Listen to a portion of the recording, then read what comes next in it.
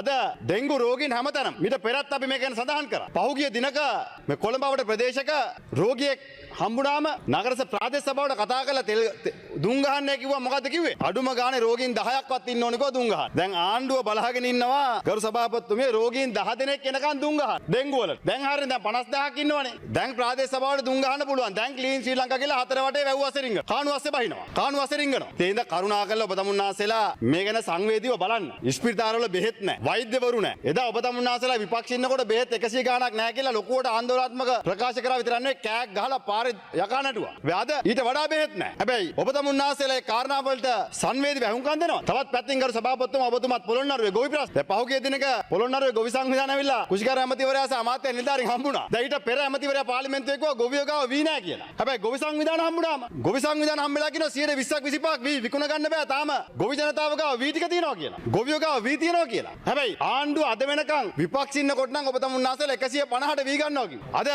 ආණ්ඩුවේ පොහොර දෙගෙන පොහොර ටික එනකොට ගොයන් කපල ඉවරයි. ඒතර ආණ්ඩුවෙන් ඔබ තමුන්නාසෙලා කියන මිලට වී මිල දී ගත්තා කියලා ගොවියට සාධාරණයක් වෙන්නේ නැහැ. මොකද කළු කඩෙන් ගොවියා රුපියල් 18000ට 20000ට පොහොර ටික අරගෙන අඩුම ගානේ වෙලාවට පොහොර ටික බෙදා ගන්න බැරුව පොහොර සහනාධාරී දී ගන්න විදියක් නැතුව ආණ්ඩුව අඩුම ගානේ ගොවියාගේ වී ටික වෙලාවට මිල දී ගන්න. ඒකටවත් සැලැස්මක් නැහැ. හැබැයි මේ ඔක්කොම කාරණා ASCII පිටරටින් හාල් ගේන. පිටරටින් හාල් ගේන්නේ ගොයන් කැපෙනකොට යලකන්නේ. ගොයන් කැපෙනකොට හාල් ගෙනාම වී මිලත් වටනවා හාල් මිලත් නගිනවා. එළවලු වලටත් එහෙමයි. අනිකුත් භෝග වලටත් එහෙමයි. හැබැයි ගොවි ජනතාව මේවට විරුද්ධව පාරට බැස්සම මොකද්ද වෙන්නේ? ගරු සභාපතිතුමා ගොවි ජනතාව මේවට විරුද්ධව පාරට බැස්සම ආණ්ඩුව මොකද්ද කියන්නේ? ගොවියා කසිප්පුකාරයෙක් කියනවා.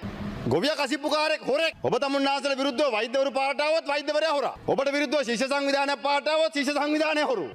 ඔබ තම මිනිස්සුන්ගේ ප්‍රශ්න එළියට බහලා තිත්ව කුණාටුවෙන් අනාථ වෙච්ච මිනිස්සු තමන්ගේ තාවකාලික නිවාසවල ඉන්නේ කියලා අඬා වැළපෙනකොට උන් හොරු. ගොවියා පාරට ආවම ඔය කසිප්පුකාරයා. දැන් කෙහෙල් කැනත් කපාගෙන කැබ් එකේ දාගෙන ඔබතුමාලා දේශපාලනය කරේ. ගොවි සභාපතිතුමා ගොවියාගෙන් කෙහෙල් කැනත් කපාගෙන ප්ලේන් ටිකකුත් බීලා ගොවියාගේ වී ටිකත් අරගෙන ඔය ඔබ තමුන්නාසෙලා කියන විදිහටම ගොවියාගේ කසිප්පු ටිකත් බීලා දැන් පාර්ලිමේන්තුව ඇවිල්ලා ගොවියට කසිප්පුකාරය කියනවා. ලැජ්ජයි.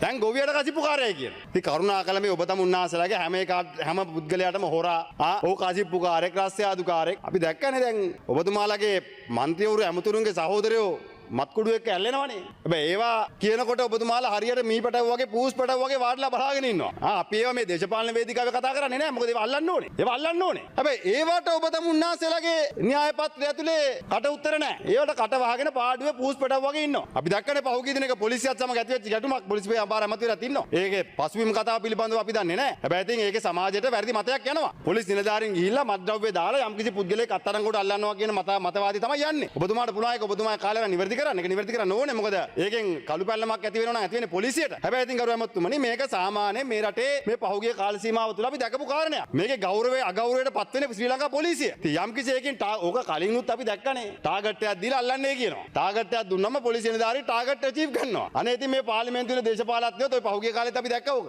මාධ්‍යට ඇවිල්ලා කියනවා බලනකොට සමහර වෙලාවට ඇත්තටම අවංකව අහිංසක මිනිස්සු අරන් ගිහලා දාලා තියෙනවා. ඒක වෙලා තියෙනවා නෑ කියන්න බෑ. ඉතින් අද යම්කිසි කෙනෙක් තමන්ගේ ප්‍රශ්නය කිව්වොත් ගරු සභාපතිතුමා අද ආණ්ඩුව එකම උත්තරේ හොරෙක් කසිප්පුකාරයෙක්. දැන් දීවරයන්ගේ තෙල් ප්‍රශ්න. අද දීවරයන්ට මේ තියෙන තෙල් මිල්ට තෙල් ටික ගහගෙන මාළු වලලා විකුණ ගන්න බෑ. හැබැයි ඔබතුමාලා මාළු පිටින් ගේනවා. දැන් මාළු පිටරටින් ගේන්න පුළුවන් නම් ඩොලර් වියදම් කරලා මාළු ගේන්න පුළුවන් නම් ඒ යම්කිසි මුදලක් දීවරයට සහනයක් විදිහට දීමේ ප්‍රශ්නයක් නෑ.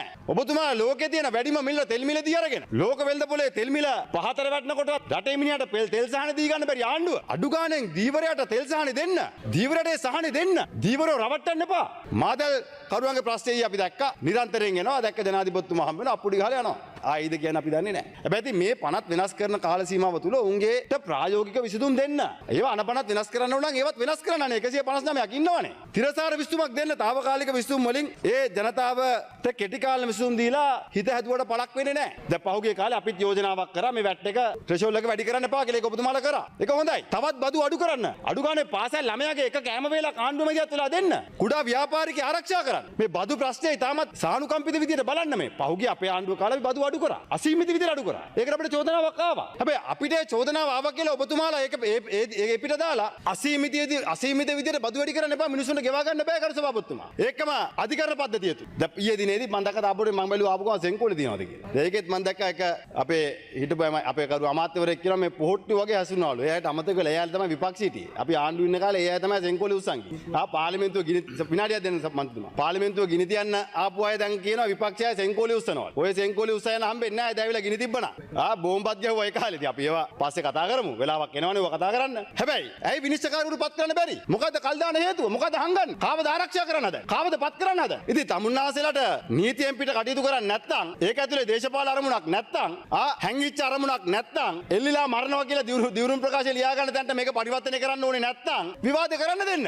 මේ පැත්තෙන් කරුණු ඉදිරිපත් කරයි තප්පර 10ක් දෙන්න. ඒ පැත්තෙන් කරුණු ඉදිරිපත් කරයි කරුණු මත කටයුතු කරන්න. ඒ හින්දා කරුණා කළා. ඔබ තමුන්නාසෙලගේ අපි ඉල්ලන්නේ මේ පාර්ලිමේන්තුව ඇතුලේ මන්ත්‍රීවරුන්ගේ ගෞරවය වගේම මේ පාර්ලිමේන්තු ප්‍රජාතන්ත්‍රවාදය ආරක්ෂා කරන්නත් කටයුතු කරන්න.